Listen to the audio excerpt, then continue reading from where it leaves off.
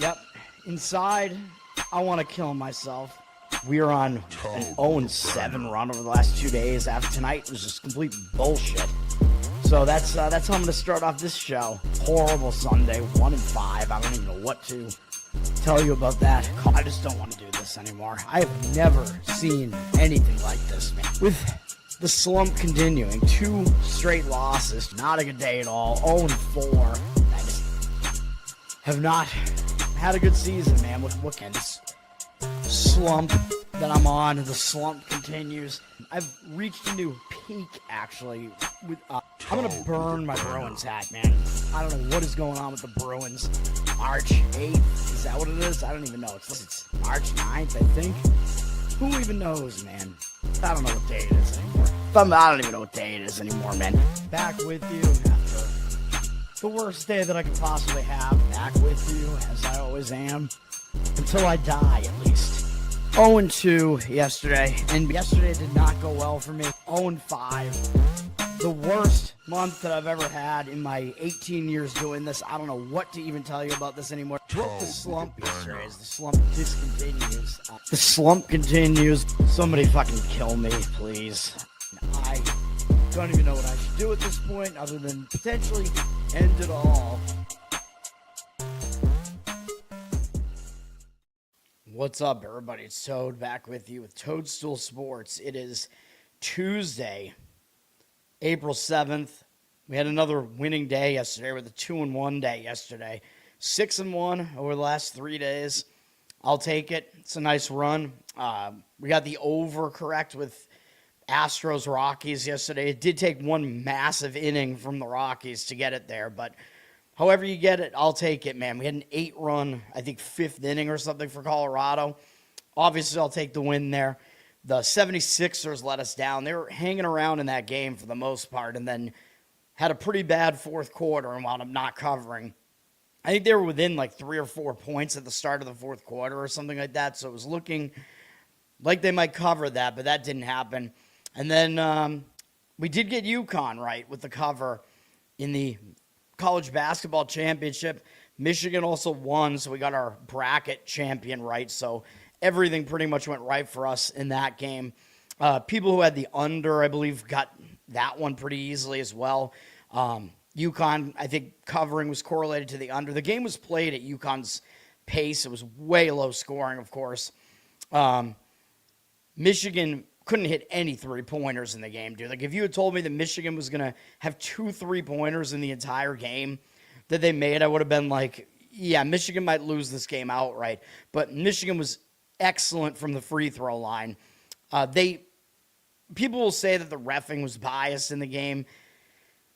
Maybe a little bit, but Michigan was definitely pretty dominant in the paint, and that was mostly the reason why they kept getting to the line, but they were not missing any of their free throws. I think they missed maybe 2 or 3 in the entire game. They hit 20 in a row at one point. That is championship stuff right there, man, making your free throws. So Michigan was able to do that. They did not do what Duke did as far as Michigan was able to break the UConn press when they were winning the game at the end.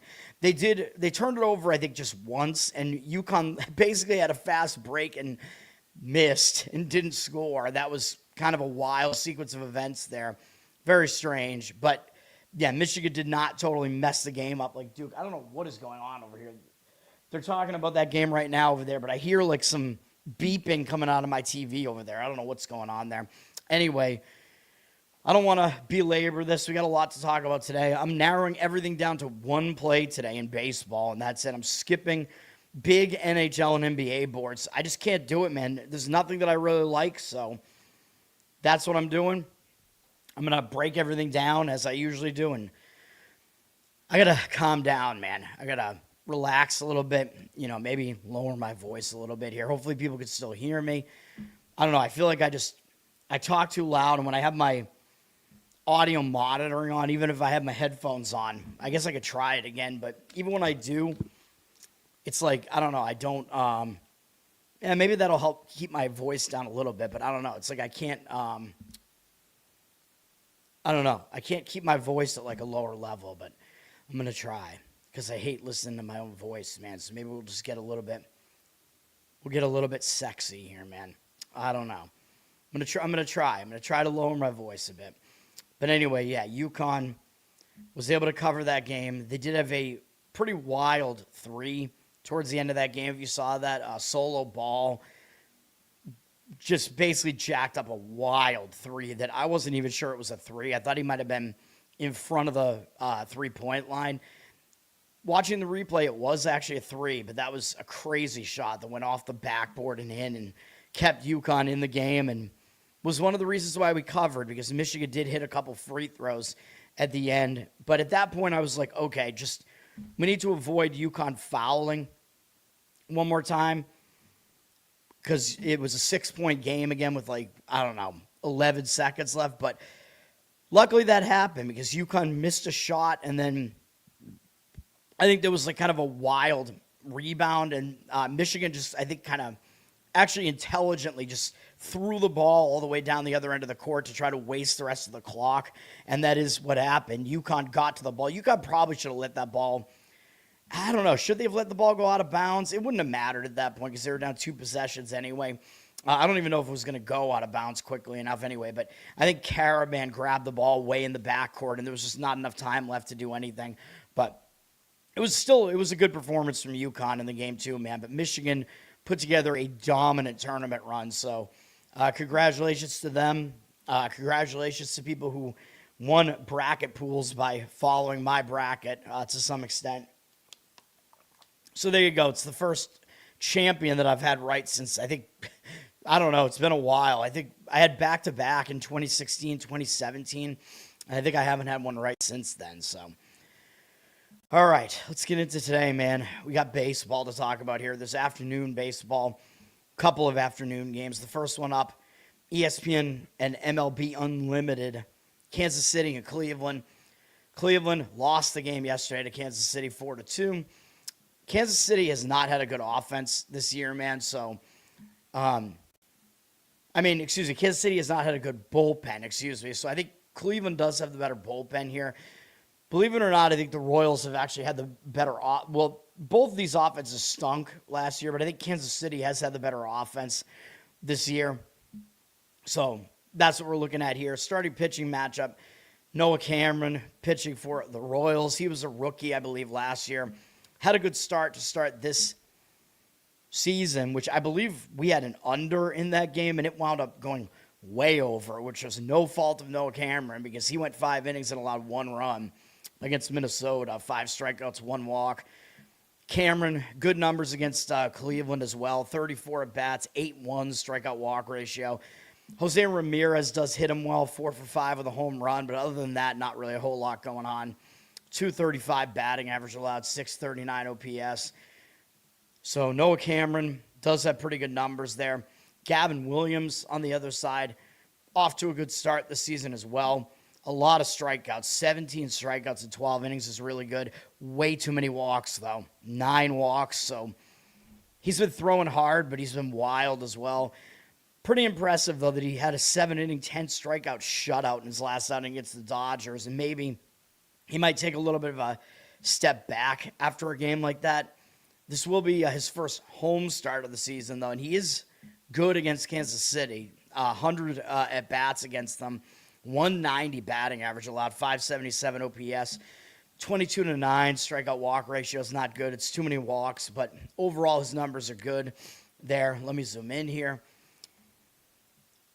My instinct on this was to maybe consider an under here, but then you do have to look at the bullpen usage here.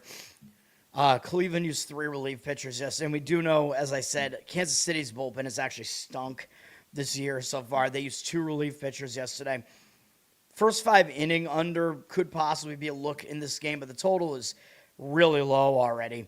It's at 6.5 juice to the over. You might be able to find a 7 out there. We have 55% of tickets and 99% of the cash on the over. I don't buy that there actually is money coming in on the over in this one to that extent. I think the game looks like an under game to me based on the matchup that we see here. You could make the argument that both these pitchers have some drawbacks, though, where Cameron is still just maybe not totally established, and Williams is too wild, so there are some issues there. Cleveland is up to minus 115, 66% of tickets on Cleveland, 77% of the cash on Kansas City. So money indicating on Kansas City. I think my opinion on it is still probably under, but to take Kansas City's bullpen out, maybe under first 5 innings, but looking at a 6.5 total on the whole game and probably a 3 in the first 5 innings, that worries me quite a bit because you need a lot of things to go right for that to hit, so I don't love it. Next game up, Baltimore at the White Sox. The White Sox did take a loss yesterday in the series, 2-1 in what was kind of a letdown spot, if you want to call it that, because the White Sox had swept Toronto in the previous series. As far as what these teams did yesterday, the White Sox used 2 relief pitchers. Baltimore used 3. Based on what these teams have done this season so far, neither bullpen has been particularly good. I don't even see where Baltimore is, actually. Am I wrong about that? Where's Baltimore at? Yeah, my apologies. Yeah, Baltimore's like a mid-tier bullpen this year so far. White Sox have been fairly bad. As far as the hitting, I think we know Baltimore's offense is better. White Sox near the bottom of the pack. Baltimore kind of a mediocre offense there. So keeping all that in mind, Baltimore probably does have the slight edge in both those departments. Trevor Rogers is pitching for Baltimore. He's off to another good start here, man, although he did have 4 walks in his opener, which is not that great. But he's only allowed 2 runs in 2 starts this season so far, so obviously that's good. But he faced weak offenses, Minnesota, Texas. White Sox are still a weak offense too. Still, his walk number is a little bit of a concern, although most of that happened in his first outing, so maybe that doesn't mean that much. He pitched well last year. He was really good at home last year, and he is on the road here, but he was still very good on the road, too, last year. And the White Sox haven't even seen much of him. They're only 1 for 5 off him with 2 strikeouts, no walks, and no extra base hits. So Rogers is good and unfamiliar against the White Sox. So he looks like he does set up pretty well here. Shane Smith is pitching for the White Sox. He's off to a horrible start this season. He got absolutely lit up in his last outing by Miami. I mean, Miami's been hitting well this season, surprisingly, but not a good start at all for Smith here. More walks than strikeouts on the season so far. He was significantly better than this last year.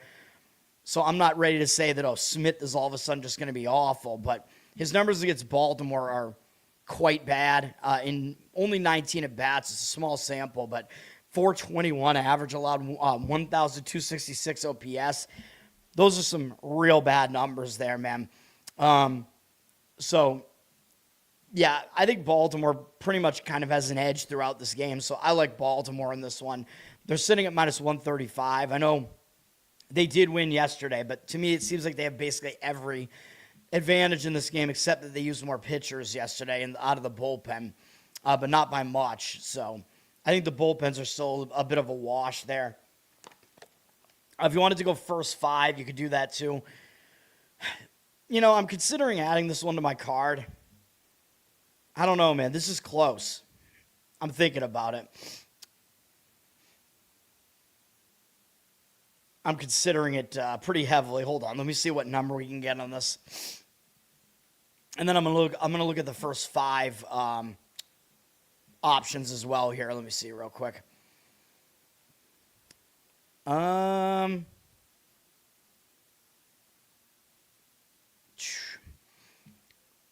We're seeing minus 135 here on the full game. One book is hanging a minus 125 first 5, and all the other books are at like minus 140, minus 145 in the first 5. That is a weird number on the first 5 there. The book that starts with a B that has limited me, they are, not helping themselves out too much here. I don't see why Baltimore's being that downgraded over the course of the full game, though. Because I don't even think it's really that much of a disadvantage to them. You know what? Yeah, let's do it. I mean, we have Smith is in bad form here, man. So let's do it. Let's add another play. We'll add Baltimore. at minus 135 on the money line. There we go. We'll have 2 plays today. Why not? Knowing me, it's going to lose now, though, of course. But yes, let's go with Baltimore. All right. Next game up is my other play. So our 2 plays are both going in the afternoon, man. Arizona and the Mets. And this is, I think, the best bet. We're going to limit this one to the first 5. We're going to go Arizona, first 5. I'm recommending on the plus half a run line, which I found at minus 115. If you wanted to go money line, you could do that too. You're probably looking at plus 120, plus 130 maybe. If you do that, then it'll push if the game is tied after the first 5. If you do it this way, Arizona wins at the plus 5 here. But, of course, you're paying a little bit more to do it this way. Now, these 2 teams both didn't play yesterday, but obviously, from listening to me, I hate Arizona's bullpen, so I'm just going to throw them out of the equation. The Mets have the better bullpen. The Mets' offense has actually been better than Arizona's this year, too, although Arizona's one strength really is their offense. But I like how this sets up for Arizona situationally. The Mets are returning home from a road trip where they went to the Pacific Coast. They won the last 3 games against San Francisco, so I don't like that they're traveling cross-country. I don't like when teams are returning home from road trips. They got to get back to home life. They could be a bit distracted. They might be feeling high, because they just had a really good series against the Giants. Possibly they overlook Arizona. And on the Arizona side, they're starting a road trip here, which I think is more of a focus spot. But they're actually coming in with momentum, too, because they did win the last 2 games against Atlanta. So Arizona's playing okay and starting a road trip. So I like that to be a focus spot, which I think may show up earlier in the game as well. But really, I just want to throw the bullpens out here. Now, we're looking at the starting pitching matchup, and you would think that the Mets have a pretty clear edge in the starting pitching matchup here. But if you dig into the matchup, that's actually not the case.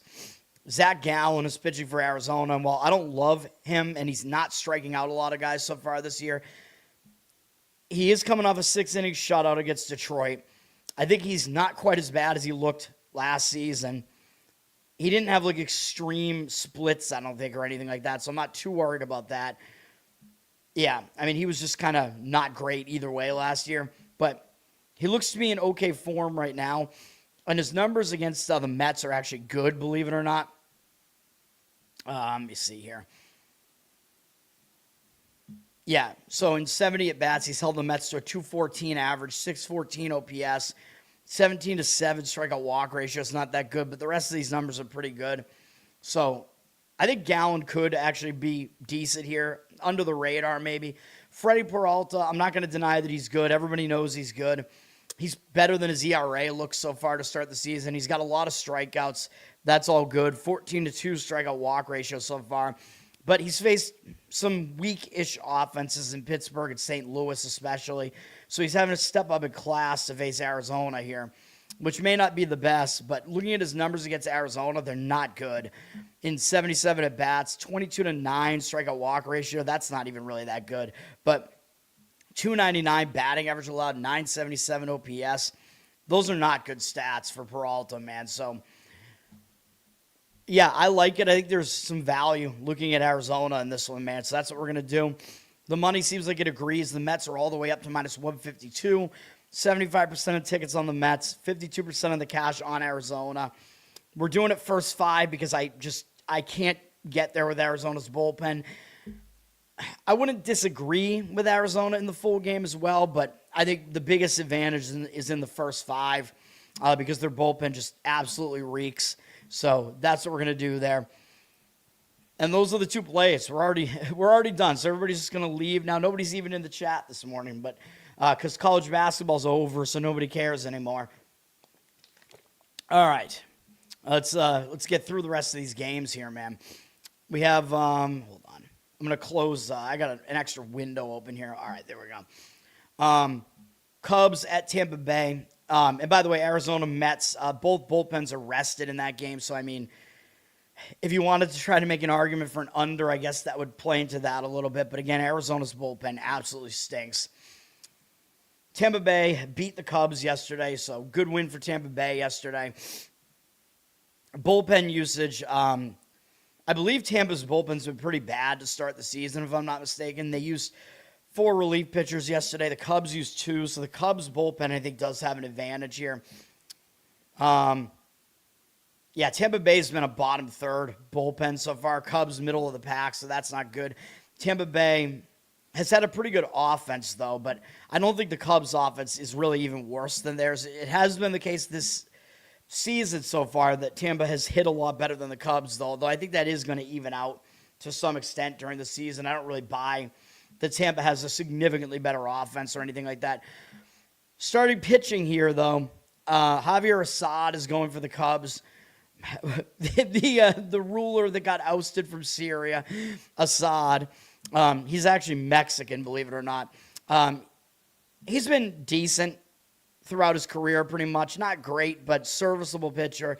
Hasn't made a start yet this year, and that might be a little bit of a disadvantage because I think guys that already have a start or two under their belt actually have a little bit of an advantage over pitchers that haven't made a start yet this season, just because they kind of have to get back into the swing of things. And, Assad, somewhat of a mediocre pitcher.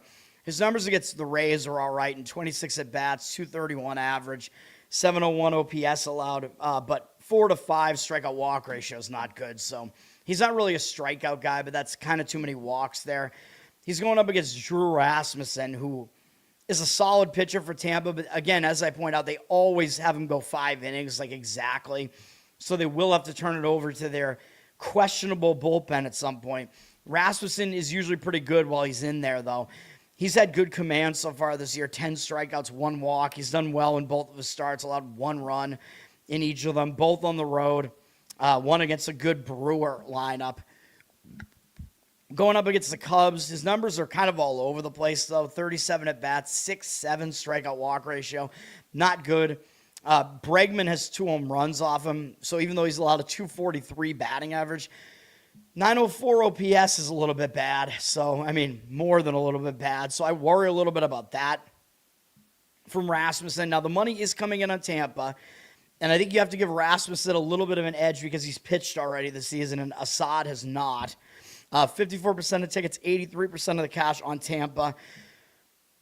I don't trust Tampa's bullpen. If I was going to go Tampa here, where the money is indicating right now on Tampa, I would probably limit it to the first 5 because you're going to get specifically this starting pitching matchup in the first 5. You don't have to worry about the bullpens. That's probably what I would do, actually, in that game. I'd probably have a slight lean towards Tampa first 5 innings, but, I don't know if I would go money line, run line on it, whatever, but, whatever you get the better price on. But again, I worry about Rasmussen's numbers in the matchup a little bit. Assad looks like his matchup numbers are a little bit better. Cincinnati at Miami. Miami lost 2-0 yesterday. It was a return home from beating the Yankees in the final game against the Yankees. So Miami could have been maybe in a bit of a letdown spot yesterday. Miami's been really good to start the season, but I think their numbers are skewed to some extent by playing bad teams before they played the Yankees. Miami's still sitting in the top 10 in bullpen ERA, or bullpen whip, I should say. Still sitting in the top 10 in offensive OPS as well. Don't know if I really buy that entirely, though. But as of now, their bullpen and their offense actually rank higher than Cincinnati's. Cincinnati's going with Andrew Abbott on the mound. Decent pitcher. His whip is a little bit high. He doesn't have too many walks right now. 9-4 strikeout walk ratio is not that great. He had a questionable start last time out against Pittsburgh. Allowed 4 earned runs, 3 walks. Not a great start from him. Looking at his overall career numbers, though, he is a pretty strong pitcher. Numbers are good against Miami. 29 at-bats, 241 average allowed, 588 OPS, 7-3 strikeout walk ratio. So Abbott's got pretty good numbers there. He's going up against the resurgent Sandy Alcantara, who has looked really good in his 2 starts so far. But, they were against Colorado and the White Sox, both at home, so we might have to dial it back a little bit. But Alcantara looks like he might finally be back, man. He was an excellent pitcher before he had his injury issues and then never was really able to bounce back from the Tommy John and whatever, but his 2 starts this season have been great. He hasn't allowed any runs at 16 innings, 12 strikeouts, 2 walks, only 7 hits allowed. Now, his strikeout rate isn't crazy high or anything, but still, his command has been good. He's not allowing hits. He's looked really, really good. He's stepping it up a little bit to face a Reds offense that is better than those two. Against them, he's been pretty good, though. 73 at-bats, 20 to 6 strikeout walk ratio, 247 average, allowed 687 OPS. So I think Alcantara looks fine in this game as well. I don't really disagree with the Miami side in this one to bounce back from yesterday. I think Miami, based on what they've done so far this year, we're giving them a little bit of a bullpen edge, a little bit of a hitting edge as well, even though they might not maintain that for the whole season. Cincinnati, by the way, used 3 relief pitchers yesterday. Miami only used 1. So Miami does have a rested bullpen coming into this as well. I think Alcantara just looks a little bit better right now, better form than Abbott. So I don't really disagree with Miami. 88% of tickets, 98% of the cash on them. They're up from minus 115 to minus 135. I also do not disagree with an under in this game. Total is at that key number of 7 in the full game. 65% of tickets, 61% of the cash on the over. So the money seems to be indicating a little bit towards the under. I think you could get a pretty good starting pitching matchup here in this one. So I don't want to put that on my card, but under I think does make sense to me in that game. Under first 5 inning kind of makes sense too, but the bullpens are not that horrible in that one, and they're not totally unrested or anything, so I don't really hate the bullpens in that one. So do with that information what you want, but, under could be worth a look. Dirty Sock, what's up? Thanks for hanging out. San Diego at Pittsburgh is next. Actually, I forgot to look at this game, so my apologies. I'm going to be handicapping it on the fly here. Somehow I skipped that because I was like, I got to look at the Red Sox. Pittsburgh just lost 5-0 yesterday in the opener of this series. I think we pretty much know San Diego has the better bullpen, but their offense has been bad to start the season. I don't know what just happened there. Bullpen usage yesterday, San Diego used 2 relief pitchers. Didn't really use any of their better relievers, though. Pittsburgh used more than that. They used 4. So I think you have to give San Diego a bullpen edge here. I think they have the better bullpen anyway. Their offense has really stunk so far this year, though, so you might have to give Pittsburgh a little bit of an offensive edge right now with the way these offenses have been playing so far. Pitching looks like it's a good pitching matchup, man, so the total's really low because of that. Nick Pivetta is pitching for San Diego here, but he's been bad to start the season. He was not that good on the road last year. His ERA was a full run, more than a full run higher on the road last year, though it was still in the 3s, but he was pretty much elite at home last year, and he was not quite that on the road. So something to keep in mind there. Now, his numbers don't look good on the season. He had a bad start against Detroit, but he did settle down with a good outing. 1 hit, no runs allowed against San Francisco in his most recent outing. 8 strikeouts, 2 walks, but San Francisco's been really atrocious on offense this year. That was in the pitcher-friendly Petco Park there as well for San Diego. Pivetta, though, his numbers are kind of all over the place against Pittsburgh. 91 at-bats, 209 batting average looks really good. 31 to 8 strikeout walk ratio looks really good. Then you see he's somehow allowed 11 home runs to them, and his OPS allowed is 855. I've never really seen anything exactly like that where you don't allow hits to this team, but every hit they get is a home run, basically.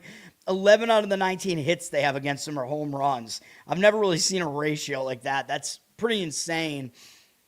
So, I don't know how trustworthy Pivetta is. Of course, he's going up against Paul Skeens. I think you have to give Skeens the edge. Oh, but he has a 9.53 ERA this year, man. Yeah, we know. He had a really bad start in his opener against the Mets, but he settled down, pitched well against Cincinnati. After that, gave up 1 earned run in 5 innings. They haven't really ramped up his pitch count yet this season, but Cincinnati, hitter-friendly ballpark, whatever. He did fine in that outing. He's Paul Skeens, man. We know he's going to be fine. And San Diego actually hasn't really seen him before. They only have 9 at-bats off him. No extra base hits, 2 hits overall, 3 strikeouts, no walks. So Skeens has some edges there, man, where he's unfamiliar to most of San Diego's lineup. But it looks like you're kind of paying a tax for Skeens. Pittsburgh's dropped from minus 162 to minus 156 here. 79% of tickets, 76% of the cash on Pittsburgh. So the money kind of coming in against Pittsburgh here. I still kind of lean to Pittsburgh, at least in the first 5 innings. I think Skeens does have the edge over Pivetta here, so I probably would lean to Pittsburgh in the first 5. Don't love the bullpen as much there. Total is low. Like I said, it's juiced under 6.5. It was 7 juiced to the under at one point. Obviously, we have a pretty good pitching matchup here, so you can make arguments for the under, but I think, you know me, I like to try to get that key number 7, even though I know a lot of handicappers will tell you that's not the way to look at it. Like if it's 6.5, the odds makers are telling you this is going to be a really low-scoring game, and the bettors will tell you that you should actually bet under 6.5 if you like the under in that particular game. I don't do it, though, because you're missing out on the key number. So, I might even say maybe find a way to pay to get it up to 7, depending on what the price is, of course. This one, I think I would just stay away, though. I actually worry about Pivetta a little bit here. Maybe a few concerns maybe with Pittsburgh's bullpen as well. So, I think the best way to approach that still is like Pittsburgh in the first 5, though, in my opinion. But, yeah, that's a game I don't want anything to do with, really. Milwaukee at Boston. The Red Sox lost again yesterday. They're off to their worst start in team history, I think, believe it or not, at 2-8. I'm going to jump off a bridge or something probably. I'm going to burn my Red Sox hat, man. This is just, I don't know what to tell you at this point. Alex Cora needs to be fired because the Red Sox have pretty good personnel on this team, man. They have a good roster. Talent-wise, this should be a team that's vying for a playoff position, and instead they have the worst record in all of baseball. I mean, you cannot be serious. They have major problems with fundamentals. It all goes back to coaching, man. Alex Cora is absolute ass. I don't care if they won a World Series with him in 2018. I don't care. He, inherited all those players, whatever. They should get rid of him. They should fire Breslow. They should clean house with all the people, like upper management and the manager. Get rid of all of them. You know what I mean? It's just so stupid, dude. And, I was correct about the Devers trade, by the way. Devers, absolute head case, and the Red Sox got a good return for him. And then what do? Oh, yeah, they traded all those guys away. They traded Tibbs just to get absolute trash Dustin May for 2 months last year. May is never going to be good again after his Tommy John surgery or whatever. May is horrible. Tibbs is absolutely thrashing, I should say, in AAA for the Dodgers, of course. What else is new? Because the Dodgers obviously need more bats. Absolutely ridiculous. And then the Red Sox also traded away Harrison, although I still think Durbin is going to come around, but Harrison looks good too, and he was the other guy they got in the Devers trade, along with Hicks. Hicks didn't turn out to be good, but those other 2 guys are good. So, yeah, I'm pissed. But anyway, we're looking at this game here. Red Sox and Milwaukee. Milwaukee has been good to start the season. Milwaukee used 3 relief pitchers yesterday. Red Sox used 4, so I think Milwaukee does have a bullpen edge here. Their bullpen's been a little bit better than the Red Sox this season as well, though not by a lot. They're both kind of middle of the pack right now. Milwaukee's offense has been really good. Top 3 offense. Red Sox, middle of the pack offensively here. So Milwaukee, I think, has a bullpen edge and an offensive edge here. Jacob Misiorowski is pitching for the Brewers here. The Miz, Les Miz, he's got a ridiculous strikeout rate already. 18 strikeouts in 11 innings. Faced the White Sox at Tampa Bay. I'm still not really sold on Tampa Bay's offense. We know the White Sox offense is not good. How well is he going to do against the Red Sox? I don't know. I mean, he's still a little bit wild, too. His walk rate is high, but he really doesn't allow a lot of hits, and he gets a ton of strikeouts. He throws real hard, so he's really hard to hit. Red Sox have 2 hitters who have seen him before who were both in his division last year. They're 1 for 4 with 2 walks, 2 strikeouts off of him. But overall, the Red Sox don't have a lot of experience against him, so that might be an extra edge for Misiorowski here because the Red Sox have not faced him. Garrett Crochet is going to counter him for the Red Sox, though. One of the Red Sox 2 wins is with Garrett Crochet on the mound. He's been good to start the season. More strikeouts than innings pitched. 15-2 strikeout walk ratio. All good stuff there. He got a little bit unlucky in his last start against Houston. We know Houston's been great offensively so far somehow. So whatever, but Crochet had 7 strikeouts, no walks in that game, so it's not like he was awful. He got unlucky with the fact that 5 runs scored off of 6 hits in that one, and 1 unearned run in that mix there as well. We know Crochet's really good, though. His numbers are good against the Brewers as well, and 32 at-bats, 11-2 strikeout walk ratio, 188 batting average allowed, 485 OPS allowed. I think the way to look at this game is an under in some way. The money is coming in that way, it looks like. Well, it dropped from 7.5 to 7, both juiced to the under, but 64% of tickets, 84% of the cash on the over. I don't buy that as far as the money coming in on the over. Maybe that it dropped down to 7, but I would go under in this one. But the bullpens might be a little bit of a concern. Fenway Park maybe a bit of a concern as well. The fact that these offenses could potentially hit, maybe a little bit of a concern, but I think good pitching does overcome good hitting usually. First 5 inning under might make sense here, so you don't have to worry about the bullpens. But you do get that key number 7 in the full game. So, yeah, under in some way makes sense to me. Maybe first 5, but you're looking at like a 3 probably in the first 5 innings. So I don't want to put that on my card or anything, but do with that information what you want. But I think it looks like an under game. The money is also coming in on the Red Sox for what it's worth. 60% of the cash on the Red Sox, 59% of tickets on Milwaukee. We know the public likes the team with the better record, the team that has the better offense. That is Milwaukee. You might be able to argue that Crochet has a little bit of an edge in the starting pitching just because he's the more proven pitcher. If you want to make that argument and go with the market read there on the Red Sox, I would probably limit it to the first 5 innings, though, because you might have to pay a little bit more for that. But I don't really trust what we have going on with the bullpen right now. So, and Milwaukee's has been a bit better. So, things to keep in mind in that game. St. Louis and Washington, this is a terrible matchup between 2 terrible teams. Washington did win yesterday in a high-scoring game. I leaned towards Washington in that game yesterday. These teams are both bad. I think both bullpens stink. St. Louis used 4 relief pitchers yesterday. Washington only used 2.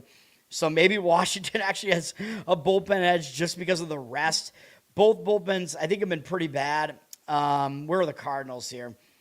Washington, oh yeah, they're both bottom 3 bullpens in baseball right now based on whip. So, and Washington's, believe it or not, is slightly better in whip. Both offenses, I think, have been bad as well. Where are we looking here? Actually, why do I keep saying that? Dude, Washington, they're top 4 offense at OPS right now. I don't think that's really going to continue, but I don't know how that's really the case. And then St. Louis is somewhere in the mid-tier, I want to say. Yeah, they're 19th in OPS so far. Very strange to see that Washington has had the better offense so far, though. Looking at the starting pitching here, Matthew Liberatore for the Cardinals here. He's been pretty good this season. He's allowed 1 earned run in each of his starts so far against Tampa, who has been hitting pretty well, and the Mets, who we know have a pretty good offense. Liberatore does not strike guys out, though. He only has a 4-3 strikeout walk ratio, so the strikeout rate is really low. That's a concern with him. He's not really a guy that goes in and blows people away, but he pitches, to contact, whatever, I think. And if he's able to get light contact, he's able to eat up some innings and get some guys out. 18 at-bats in his career against Washington, 6-1 strikeout walk ratio, 222 average allowed, 708 OPS. So those are okay numbers against Washington. Cade Cavalli is pitching for Washington. ERA looks really good for him so far. His whip not quite there. I mean, he's walked too many guys. He's only got 9 2/3 innings so far in 2 starts, but an 8-5 strikeout walk ratio. That does concern me a bit. But you got to give him credit because he has played against the Cubs and Philly both on the road and did okay in both those starts. Actually did well, I would say, in the Philly game. 6 innings, allowing 1 earned run. So maybe Cavalli's not that bad. The Cardinals are going to be the weakest offense that he's faced so far, and they've never faced him before. So he does have a little bit of an edge there, not having been seen before by the Cardinals. So I honestly, I don't hate Washington in this game, and that is seemingly where the market is kind of indicating right now. St. Louis, 62% of tickets, 61% of the cash on them. It looks like the public wants nothing to do with Washington, even though Washington has more wins than you would expect so far this season. So Washington up from -105 to -112 there. I probably agree with Washington in that one. If you want to do it, maybe go first 5 innings because, again, I still don't trust the bullpen. I don't trust either bullpen, though. So, in Washington is more rested. So, I'm not really going to disagree with Washington on the full game either. So that would be my thought on that. A's at the Yankees. I almost wanted to make a play in this one. These two teams did not play yesterday, so we have more rested bullpens here. Yankees have had the better bullpen, though. Yankees bullpen has actually been really good, I think, this season so far. Where are they at? They're 10th, so that's not horrible, though. The A's have been literally the worst bullpen in WHIP on in all of baseball, so there is a bullpen edge for the Yankees here. I think the A's have talent in their offense, and they are starting to hit a little bit, but the Yankees do have the better offense as well. So I think the Yankees have a pretty big edge all around here, man, to be honest. And the starting pitching, I think, is very lopsided towards the Yankees. The Yankees are staying at home with a day off, coming off a loss to Miami. Now, sometimes when you lose a win streak, it'll hang you over, but losing is a favor to Miami. I think it's more likely the Yankees bounce back here. As far as the A's, the A's have not been playing that well. They're starting a road trip against the Yankees. They should be focused, but the A's are also coming off a pretty big series win over Houston in a big divisional series there. And they got Aaron Savali going for them here. Savali, 5 innings pitched in his opener against the Braves. Did actually get the win in that game. 2 earned runs allowed. He was decent. 3 strikeouts, 1 walk. Savali, he's an okay pitcher. I'm not going to say he's horrible, but his numbers against the Yankees are not good. If I can bring these up here, let me see. 59 at bats, 17-4 strikeout walk ratio is good, but they have a 305 average off him, 7 home runs off him, 1,095 OPS. Not good at all for Savali there. So the Yankees look like they do have a pretty big edge against him. And the edge gets bigger because Schlittler is pitching for the Yankees, and he's been excellent to start the season. He's been basically completely unhittable. 11 2/3 innings pitched so far, 3 hits, no walks, and 15 strikeouts. But, maybe you have to dial it back a little bit because it was against San Francisco and Seattle. Seattle was not hitting well at the beginning of the season. San Francisco's been the worst offense in baseball so far, and both of those were pitcher-friendly ballparks, which Yankee Stadium is not. But I think we have to admit Schlittler is legitler, let's say. I don't want to say anything good about the Yankees, but obviously Schlittler is good. There's no question about that. And he's going up against, what are we talking about, the A's here? The A's have never faced him before, so I think Schlittler has another edge there. These young, talented pitchers that haven't been seen before by the opposing lineups usually have an advantage. The only way that I could play this game is to find some way to play the Yankees here. You're going to have to pay a tax on them, though. They're up to -220 from -195. 97% of tickets, 99% of the cash on the Yankees.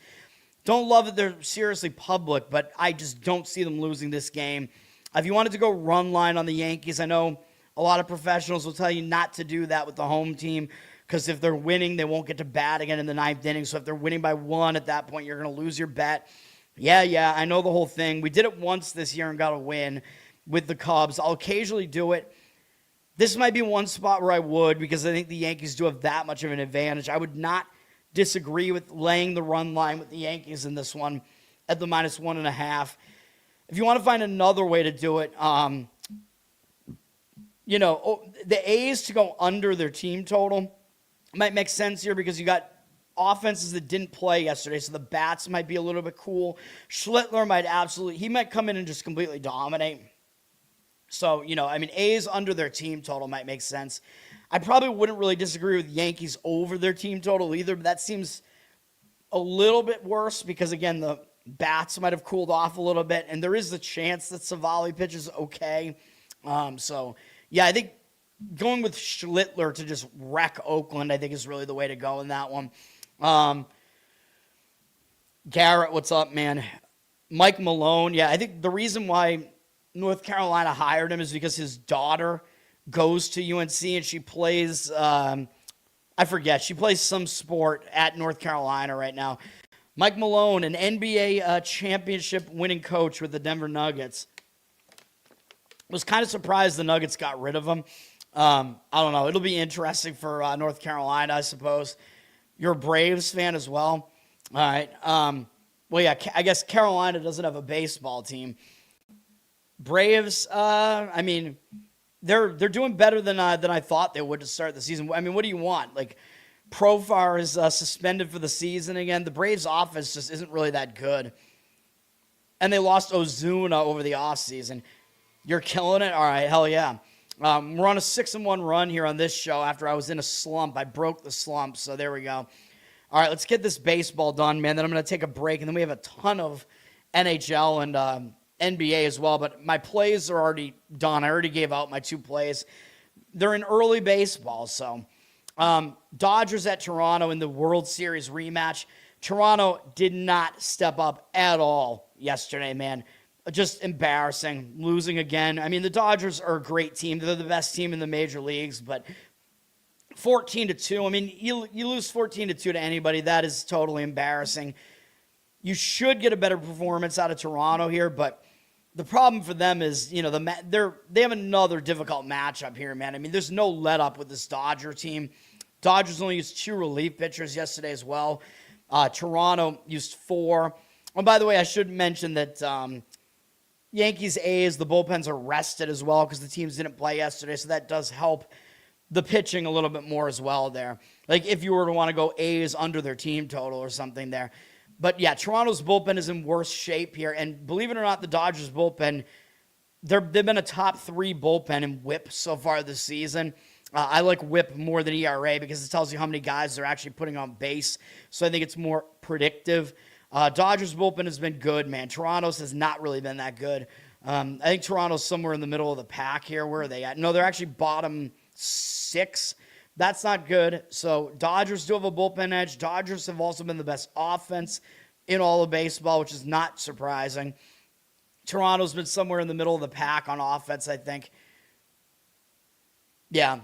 So Dodgers seem to have edges pretty much all around here, and probably they do have a starting pitching edge as well with Yamamoto on the mound. I mean, we know he was really good in the World Series last year. He's been good to start this season, 8-1 strikeout walk ratio. Didn't have a lot of strikeouts in his last game against Cleveland, and they're not a good offense, but Yamamoto, I mean, I don't really have any concerns with him. He's been good against the Blue Jays in 51 at-bats, 13-1 strikeout walk ratio, 196 batting average allowed, 506 OPS. That's all really good stuff, so his numbers are quite good there.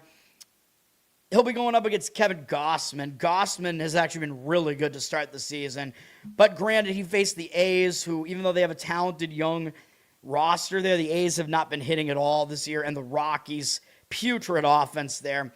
So Gausman did have some easy matchups there, but still, he absolutely dominated them. He's got 21 strikeouts and no walks so far in 12 innings, and he's only allowed 3 hits and 1 earned run.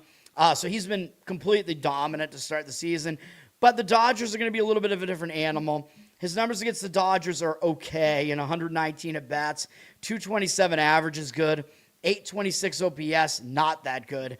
36-15 strikeout walk ratio is also not that good. Too many walks. 7 strikeouts allowed, not good either. Max Muncy does a lot of the damage. If you're looking for player props, which I always recommend, hits plus runs plus RBIs, Muncy is 7 for 23 off him with 2 doubles, 4 home runs, and 6 walks. So there's all that for you. I think the Dodgers just have a little bit too much of an edge here, man. I think the Dodgers will win the game, but they're a very public side, and they're laying minus 154, so you could argue maybe it's too much of a price to lay with the Dodgers here. 85% of tickets, only 70% of the cash on them. Not really a side that I would really want to join in on there with the public on them. The money not really indicating the same way there. So it looks like Toronto is kind of a public fade type of play there where the money is actually coming in on them, but I just don't see an advantage that they have other than the fact that they should be in bounce back mode, and they still have World Series revenge on their mind here. But the matchup really, really worries me for Toronto there. Like, I think the Dodgers have a matchup edge in every phase of the game, so that's the problem that I'm having with it, although that is why the Dodgers are favored on the road, though. Was Gossman on the Braves? I don't know. I think I only remember him being on Baltimore and then Tampa Bay. I don't know where else he's been. Where has he been, man? Oh, by the way, I forgot to mention real briefly, I was going to say with that over that we won yesterday with Colorado and Houston here, that was the type of game where you might have wanted to go action on it rather than starting pitchers must start, although we got it right either way yesterday because Bolton and Feltner were the listed starters, and they did both start. But if you thought that maybe Bolton was going to get pushed behind an opener or something, that's when you actually want to make an action play in baseball instead of the default, which is the listed starters must start. Because when you do that approach, usually it makes sense because the starting pitchers are a big part of your handicap usually. So usually, yes, you do want to do it that way. And then if those starters don't start, your bet will get voided. But in a situation like this where you're playing it over and it's basically because, the Astros are just going to go with some mess of a game, basically, like Bolton is either going to start or he might get shoved behind an opener, and it doesn't really matter as far as the handicap. That's the type of game where action actually makes more sense, which means your bet is going to get accepted regardless of who starts. The bet will count, you know what I mean? So I forgot to mention that yesterday. All right. I'm going to look at Gossman real quick here. Let me see. Oh, yeah, that's right. He was on the I don't remember any of that. I remember the Baltimore thing because he was there for so long. I don't even remember him being on the Braves 2 seasons. Then he was briefly on Cincinnati and San Francisco for a bit as well. I don't remember any of that, man. Maybe I'm too much of an AL East guy, but I basically just remember Baltimore, Toronto. All right, Detroit at Minnesota. Minnesota got the win yesterday. I was somewhat surprised by that, although Joe Ryan is a good pitcher. But I thought Detroit had some advantages in that game, although Detroit was coming off a night game in the prior night, the Sunday night, which, by the way, Washington had a little bit less of an advantage over St. Louis in their game, even though they won, and I was correct about Washington. St. Louis was coming off the night game as well and in a letdown spot there, but Washington, they had to play a rain-delayed game that was like a 2-hour delay, so they had played a little bit later than expected as well, although still not as late as St. Louis did, and St. Louis still had to travel, so, it was still a disadvantage for St. Louis, just maybe not totally as extreme. Anyway, Detroit, Minnesota. Still, I think Detroit is the better team here, man. Minnesota, I think they're a bad team. Their bullpen is in the bottom third of bullpens. Detroit's more of a mid-tier bullpen right now. So Detroit does have a better bullpen. Detroit, mid-tier offense so far, but still better than the Twins, who are, I think, close to a bottom third offense as well. So Detroit does have advantages here. And, of course, starting pitching-wise, they have an advantage as well, which I'm going to talk about in a second. Bullpen-wise, Detroit only used 2 relievers yesterday. Minnesota used 4. So you got to give Detroit a bullpen edge here. And starting pitching, Tarek Skubal pitching for Detroit here. I mean, we know he's an excellent pitcher. Strikeout rate not totally high yet this year, but still, he's got 9 strikeouts, no walks in 13 innings. He's allowed 1 earned run. We know he's good, man. He's going to have his first 3 starts all being on the road, which is not great, but he's an elite pitcher, so whatever. And his numbers are good against Minnesota as well. In 83 at-bats, 27-5 strikeout walk ratio, 169 average, allowed 553 OPS. No shocker there that he pretty much dominates Minnesota. Taj Bradley, pitching for Minnesota, he's been surprisingly good this season. 12 strikeouts in 10 1/3 innings, 4 walks. I mean, that's very Bradley-esque.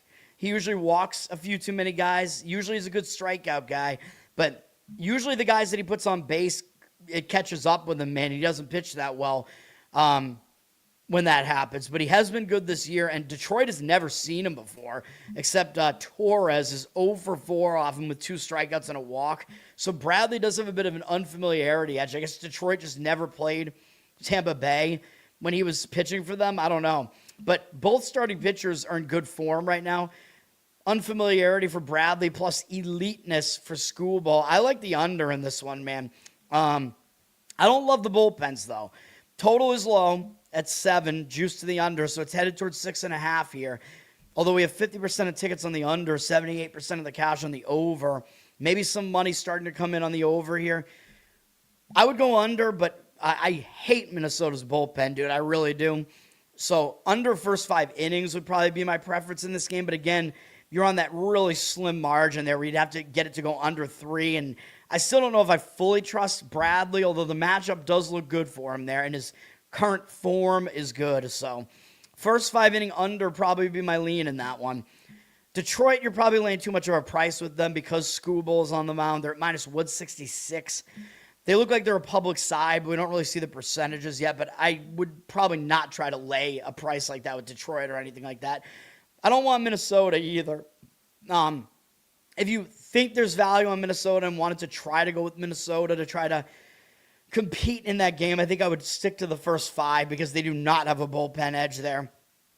If you think Bradley can somehow keep it close with Scooble, which maybe he can, maybe it makes sense to go with like a first 5 run line, underdog move on Minnesota, something like that. All right, Seattle at Texas. This is going to be a pitcher-friendly park here. Both bullpens are good. Seattle's been, I think, a very good bullpen this year, if I'm not mistaken. Let me see. What are we looking at here? Seattle's second in bullpen whip so far. Texas is 7th, so both these bullpens were good last year. They're both good again this year.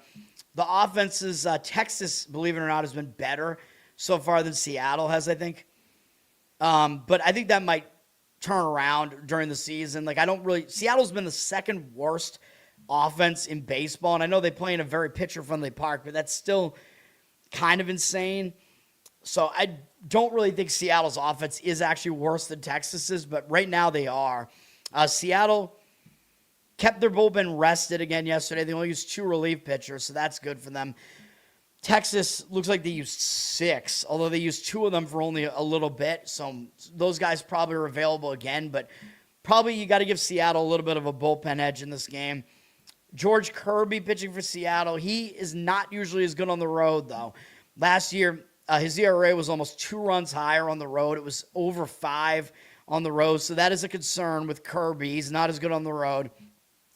He's been decent to start the season. He had an iffy outing last time up, but it was against the Yankees, man. Now, his numbers were good against the Yankees. I think we lost on the under in that game, unfortunately, by 1 run, which kind of pisses me off. Kirby had good numbers against the Yankees, but still, it's the Yankees. We know they hit well. Kirby was still pretty good in that game, but now this is going to be his first road game of the season. That might be a concern. His numbers are good against Texas, though, in 99 at-bats. Really good, 32-4 strikeout walk ratio. 222 average allowed, 535 OPS. Kirby does have good numbers against Texas. Maybe not as concerned about it being a road game because he is good against Texas, and Texas is still a pitcher-friendly ballpark, so it's not the worst matchup that Kirby could have here. He's going up against Eovaldi, who's been absolutely horrendous to start the season. Eovaldi's allowed 5+ earned runs in each of his outings. They're both on the road.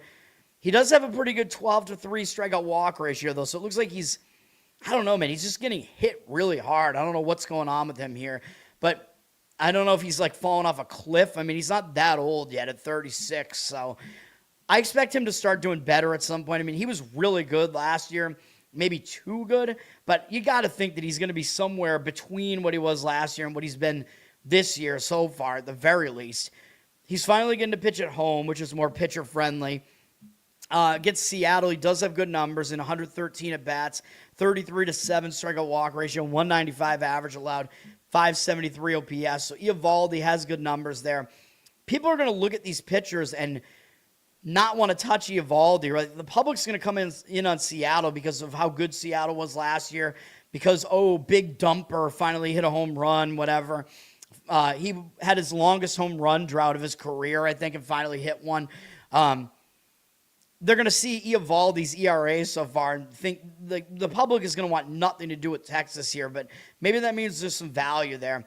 Seattle has flipped to a minus 119 favorite, but 66% of tickets on them, 56% of the cash on Texas. So the money is indicating on Texas.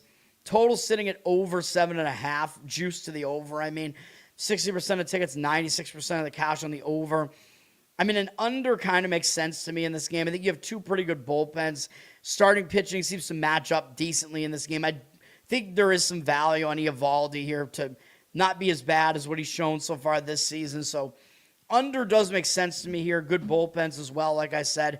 I would slightly lean to Texas. I think Texas might be the stronger lean here just because Kirby, again, he is fadeable on the road, and Eovaldi can't possibly continue to be as bad as he has been so far. So you might be getting a little bit of value on Texas as a dog there. So that might be the way I would lean. I would worry a little bit about Texas's bullpen. I mean, if you wanted the Texas side, a first 5-inning play might be a little bit of a better lean there as well, but I don't want to touch that game. Houston at Colorado. We were able to get the win there yesterday with the over. Game finished 9-7, which, by the way, I forgot to mention Texas did beat Seattle yesterday, by the way. I forgot to mention that. Anyway, Colorado had an 8-run fifth inning or something yesterday, and they were able to beat Houston with that and hold on to the win with Houston. Houston almost came back and won that game. We might have another offensive showing here, man. I mean, it's Coors Field. We know that Coors Field means more runs are going to be scored usually because you're in high elevation. The pitching doesn't exactly look great here. Houston's bullpen has been a mess this year. I know Houston's been playing well, but their bullpen's been bad. They only used 2 relief pitchers yesterday, though, so at least there's that. Colorado used 3, but neither of these bullpens are good. Houston's offense has been good to start the season, so that is one thing that they do have. They have the better offense in this matchup. Starting pitching does concern me with Mike Burrows pitching for Houston. He has not been good so far this season. His strikeout rate's been good, more strikeouts than innings pitched, but 5 walks to go along with the 12 strikeouts. That's a concern. He did pitch a bit better against the Red Sox. Gave up 2 earned runs in 5 innings there. Still had three walks, though, in that one to 6 strikeouts. Burrows, I mean, he's a decent young pitcher still, but I don't think he's pitched in Coors Field before, so that might be a little bit of a worry that now he has to go there. And his numbers against Colorado's offense are actually not that good. 13 at-bats is a small sample, but 308 batting average allowed, 708 OPS allowed, and 4-2 strikeout walk ratio. Those are not great numbers, so Burrows might struggle here. Kyle Freeland is pitching for Colorado. He might be one of their better pitchers. You're going to see, he has a 2.98 ERA, or 2.89 ERA so far. Yeah, that is pretty good. His whip is a bit high, though, close to 1.4, meaning he is putting too many men on base. Both of his starts so far have been on the road, so he hasn't pitched at Coors Field yet. So he might take a little bit of a step back here, having to pitch in this environment. And Houston hits him well in 84 at-bats, 10-8 strikeout walk ratio. Christian Walker totally wrecks him, 13 for 41, 3 strikeouts, 5 walks. 3 home runs, 3 doubles, 4 strikeouts, and 5 walks. Overall, 321 average for Houston off him and 940 OPS. Freeland, not good numbers there. The starting pitching doesn't look like it's set to do that well there. Don't like the bullpens either. I think an over makes sense again in that one. I'm not as strong on the over there as I was in yesterday's game, but it's at the same number, 10.5. It looks like it's flipped in that direction. 88% of tickets on the over, 96% of the cash on the over. I don't disagree with an over there. Like I said, Houston dropped to minus 162 on the money line for minus 173. They're a pretty heavy road favorite there. 85% of the tickets on them, 72% of the cash on Colorado. So money is indicating on Colorado. I don't want to try to figure out the side in that game at all, though the market is saying that there's some value on Colorado, but my preference in that game would be over again. Atlanta, for Garrett here, Atlanta is at LA, or at Anaheim, I should say. So, at least they don't have to play the Dodgers, but Anaheim did get the win yesterday. Anaheim is winning more games than we would expect so far this season, even though I don't think they're good. The Angels, where are they at? Offensively, they're in the middle of the pack on offense. The Braves haven't really been hitting that well, as you said. I don't believe they have. Let me see. Where are the Braves at? No, actually, that's not. I'm looking at bullpen. My mistake. Atlanta's bullpen has been good. In fact, they have the top bullpen in baseball so far, both in ERA and in WHIP. So Atlanta, really good in bullpen. Yeah, that's right. Anaheim's bullpen, middle of the pack. But I think Anaheim's bullpen is actually pretty lousy. So Atlanta does have a bullpen edge here. Offensively, Atlanta in OPS is actually 7th in baseball, so that's not bad. Anaheim is 21st, so I think you got to give Atlanta an offensive edge here. Atlanta only used 3 relievers yesterday. That's fine. Not heavy usage. Anaheim, not really either. They used 2. So bullpens are rested, but I think, again, Atlanta has a bullpen edge here. I think Atlanta does have the hitting edge as well. They got Ronaldo Lopez pitching. He's been good so far this season, but his strikeout rate's been low. I think his velocity's down. I think he's trying to come back from injuries, and now he's in his 30s, and he doesn't have his strikeout stuff that he used to have, but he's still finding ways to get outs, playing against Kansas City and then against a bit of a better Arizona lineup. He's only allowed 1 earned run in each of his starts, so that's pretty good, even though his strikeout rate is down. Against Anaheim, though, his numbers have not been good. In 88 at-bats, 25-14 strikeout walk ratio. That's bad. Jorge Soler has absolutely destroyed him. 13 for 22 with 4 home runs, 3 doubles, 3-2 strikeout walk ratio, so something to keep in mind there. Overall, 307 average and 1,025 OPS allowed to Anaheim from Lopez. That's not good. He's going up against Yusei Kikuchi, who is off to a bad start this season. A very bad 8-5 strikeout walk ratio. He's allowed way more hits than innings pitched. Allowed a lot of runs so far. He got tagged by the Cubs. I think we might have had a win on the Cubs in that game, if I remember correctly. Maybe I don't remember correctly. I think we did. So I think we did get the win with the Cubs in that one. Kikuchi is a big-time fade on the road. He's always bad on the road. But at home, he's always better. So he is at home today. This is going to be his first home start. So Kikuchi is less fadeable at home. I'm not a fan of him. I think you could definitely still fade him at home in certain spots, but he's better at home, so you do have to keep that in mind. Against the Braves, his numbers are not good, though. In 101 at-bats, 24-5 strikeout walk ratio is good, but 297 average, allowed 805 OPS. None of that is good. So, and I don't like the bullpens there. The only bullpen that I do like is Atlanta's. I think an over makes sense in this game, even though you got to dodge Atlanta's bullpen that is good. But both starting pitchers could get knocked out of this game. Although you do have to dodge Kikuchi being good at home, too. But 67% of tickets, 78% of the cash on the under. Money looks like it's somewhat indicating on the under, but I would not want that.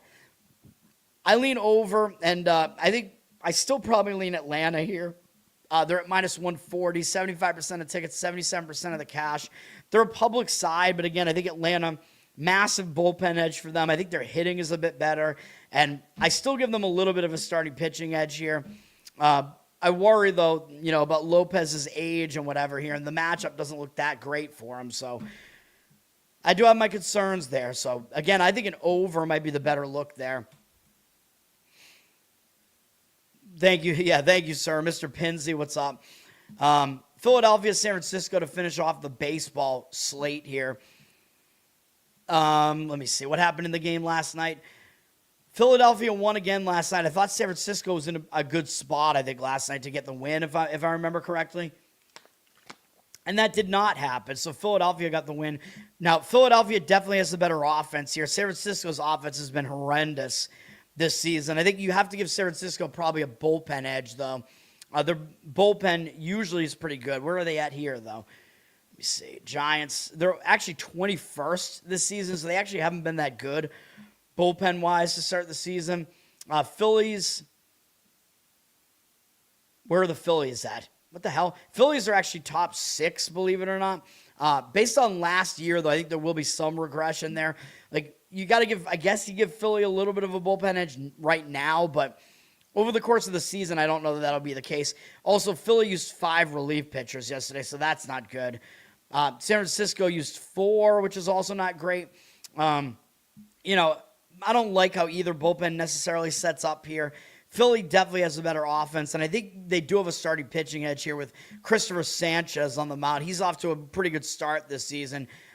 A little bit worrisome that he walked 4 guys in his last outing against Washington, but he struck out 17 guys in 11 and a third innings so far, man, and allowed 1 earned run off of 7 hits. Granted, against Texas and Washington, not great offenses, but San Francisco is a train wreck of an offense right now. So you got to think Sanchez is going to continue doing well here. Pretty good numbers against San Francisco, even though I know, like I said, he did walk too many guys in his last outing, but I'm not ready to say that he's all of a sudden in bad form or anything. 69 at-bats against the Giants, 18-6 strikeout walk ratio, 246 batting average allowed, 669 OPS. Sanchez has been pretty good against the Giants. He's going up against Robbie Ray. Robbie Ray off to a decent start this season. Mediocre. I mean, he lasted 5 1/3 in each of his outings. Does have a good strikeout rate so far, 11 strikeouts, 3 walks. He faced the Yankees and the Mets, so he did work his way through 2 pretty good lineups there and got a win against the Mets. So he's off to a good start this season. He pitched pretty well last year as well, but kind of tailed off in the later part of the season. So maybe he's a guy who pitches well early and tires out later in the season. His numbers are good against Philly in 104 at-bats. 37-13 strikeout walk ratio is not very good, but 202 batting average allowed, 618 OPS. He's got pretty good numbers. I still think I prefer Sanchez in this matchup, though. And the money is kind of all coming in on Philadelphia. They're up from -130 to -150, though, so it's a pretty big price on Philly there.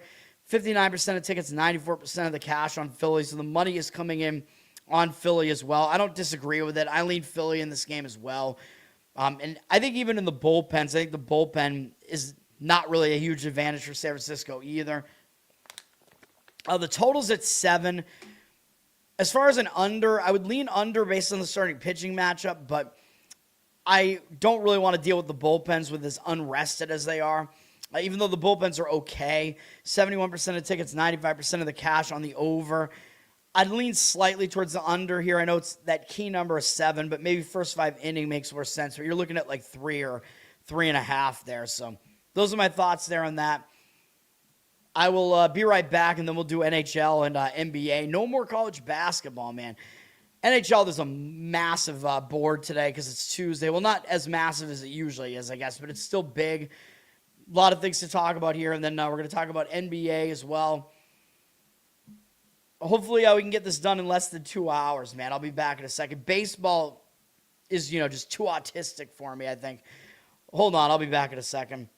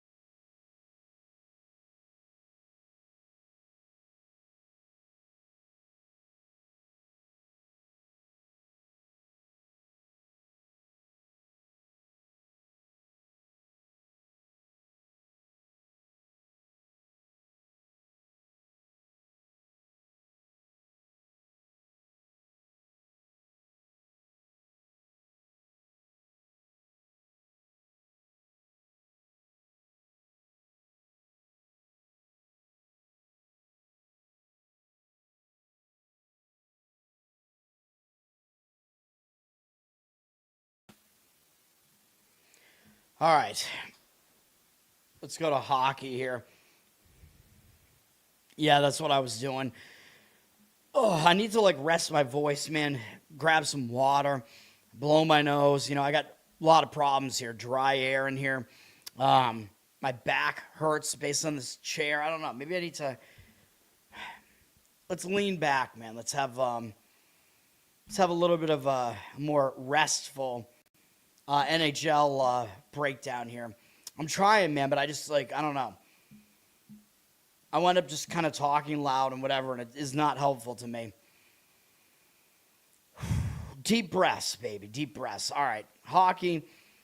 Florida at Montreal. Florida is eliminated. Montreal has clinched a playoff spot at this point. So, yeah, they're playing for, seeding and stuff, but neither team is really playing for that much, I don't think. Montreal pretty secure in not having to be in a wild card spot either. So, I don't know. I don't love this game. Like, I just don't see too much motivation for either team here. Maybe Florida will get up for it because they know they're playing out the stretch. But now that they're eliminated, maybe they aren't that excited about this. They're coming off 2 really ugly games in Pittsburgh, though. But they are also playing a 4th game in 6 days, all in different cities. Or no, 2 of them are in Pittsburgh, but still multiple on the road. Not exactly the greatest spot for Florida here. Montreal just lost in a shutout at home to the Devils. It was a bad spot for Montreal. They were returning home from a road trip. They beat New Jersey to finish the road trip, although I thought they might take them seriously after that because it was a close game. Montreal just lost a long win streak, though, so conflicting things here where when a team is coming off a shutout loss at home, hopefully I didn't say shootout, I meant shutout.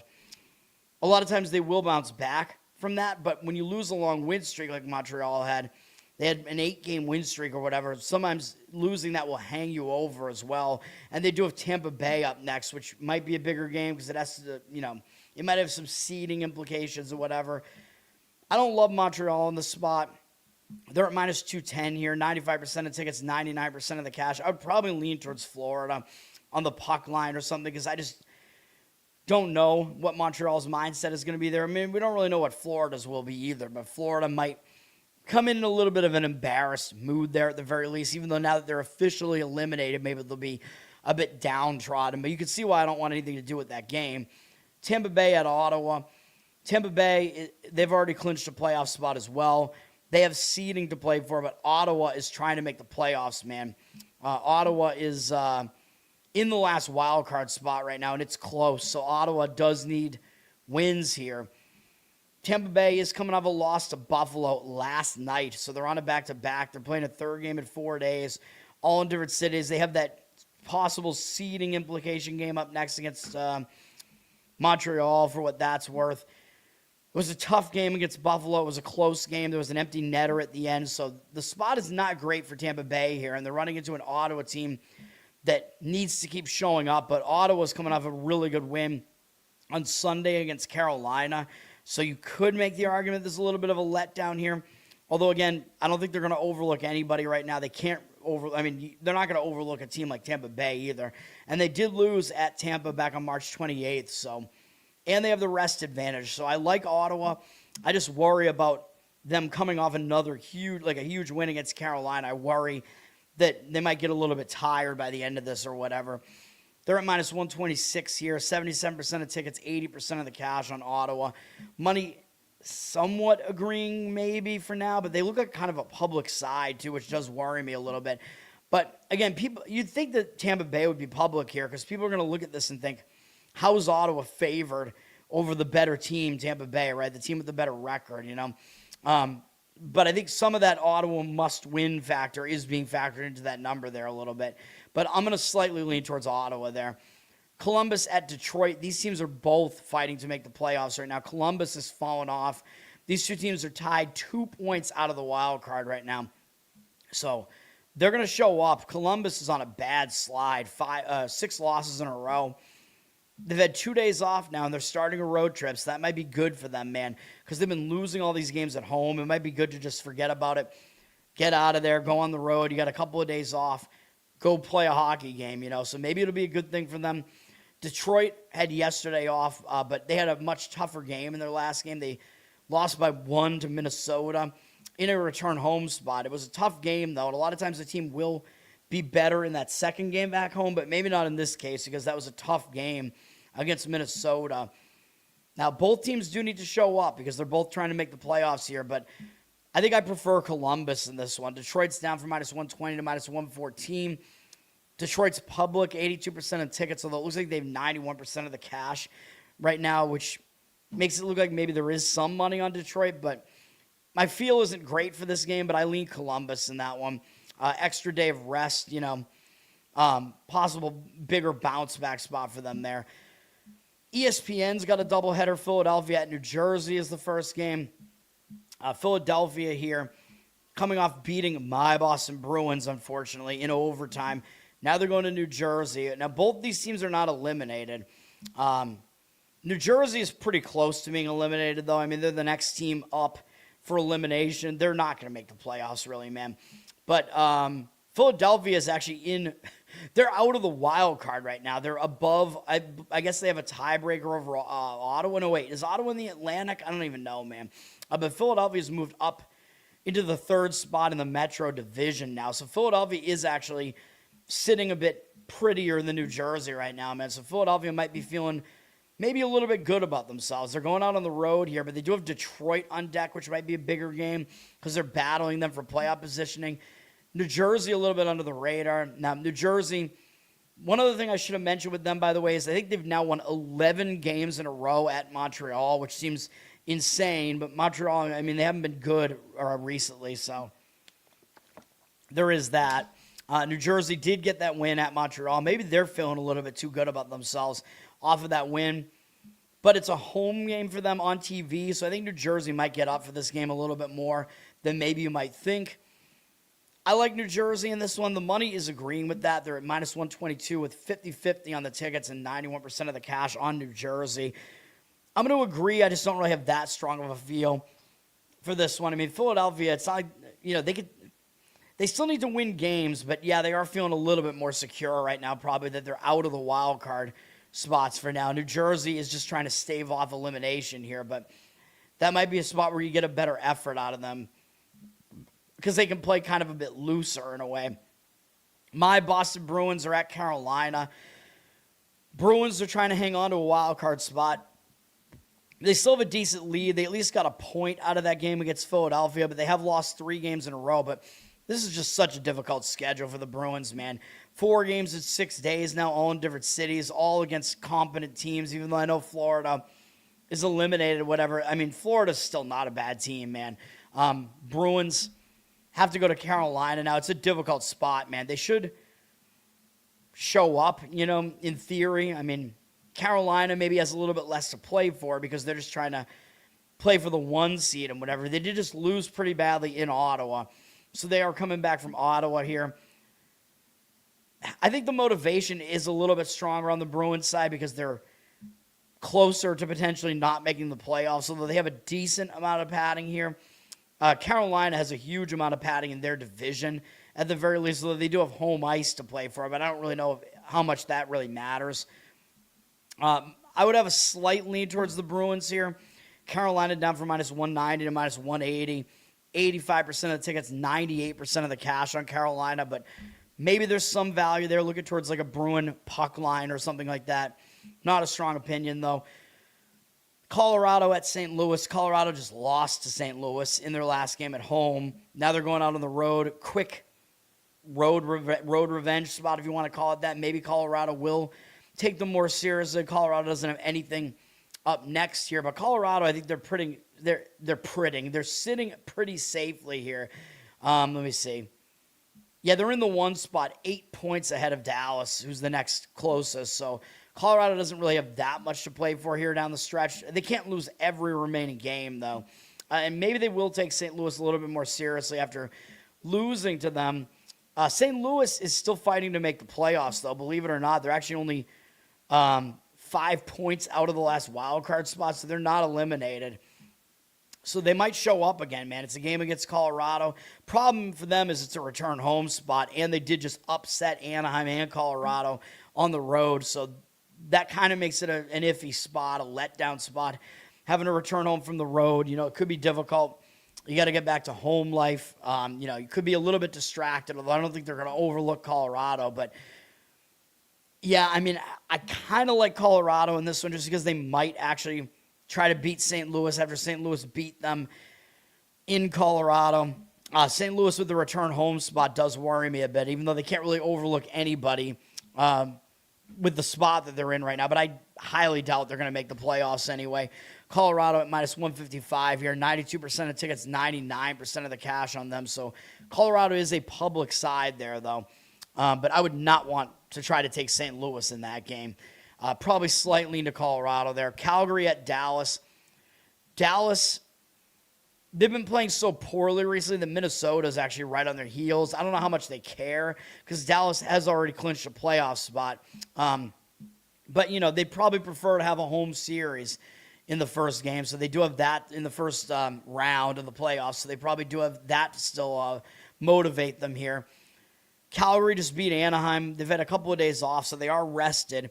They're not going to overlook Dallas, I wouldn't think. But Calgary, I mean, they're about to get eliminated. Like, they know they're not going to make the playoffs here. Dallas, though, doesn't exactly have a ton to play for here, even though, yes, there is home ice to play for here. They did just lose to Colorado. Both teams have had 2 days off. Dallas is staying at home, but that was a difficult game against Colorado, man. That was a big game. And they got Minnesota on deck, and Minnesota is the team right behind them. So it's almost like really all they have to do is beat Minnesota in that game, and then they should be able to kind of coast through and, get at least 1 or 2 more wins there and remain ahead of them. So Dallas might overlook this a little bit here. Dallas down to minus 240. I'd probably lean puck line Calgary in that game, but I don't love it. Seattle at Minnesota. Seattle is probably going to get eliminated here. I mean, Calgary will as well. Calgary's next up. Seattle, maybe something to still play for, but they're pretty much they're pretty close. They're 8 points out of the wild card here, which, it's not insurmountable, but they're probably not going to make the playoffs. A lot of things would have to go right for them. They've lost way too many games in a row now. They've lost 5 in a row. They did play yesterday against Winnipeg, but they did get blown out. And, they might be sick of losing all these games here, so they probably are going to give you an effort here at the very least against Minnesota. Even though they are on the back-to-back, they have a chance to hand Minnesota a loss. Minnesota would not be able to catch up to Dallas at that point probably. Minnesota is returning home from a road trip, although it was only a quick road trip, but they are playing a third game in 4 days, all in different cities here, which is not that easy to do. They beat Ottawa and Detroit on the road trip. So they beat 2 teams that are fighting for playoffs. And they have a big Hulu game up next against Dallas, so they might be looking ahead to that too, because that's the game that they really need. So I would lean to Seattle here, even though they are on the back-to-back. I don't like it well enough, but Minnesota minus 252. They're public. 94% of tickets, 98% of the cash on them. I'm going to lean to Seattle run line in that, or excuse me, puck line, run line. I'm still in baseball mode. Puck line in that one. Edmonton at Utah is the other ESPN game. This is a pretty good game. Because of the division that they're in, Edmonton's in first place in the division, but they're only 4 points away from being out of the playoffs completely, basically, or 5 points, which is a really insane situation to be in. It's almost like you might feel like you're secure, but you're not. And Utah's only 1 point behind them, but in a wild card spot. So it's kind of a crazy situation where really both teams kind of need to show up for this one. So it's a good game to have on TV. It's a pretty good game in general. Edmonton just got crushed by Vegas, so maybe they will show up with more effort for this one. But they did lose a 5-game win streak, so sometimes that can hang you over. But it was a pretty ugly loss. Vegas is pretty good, though.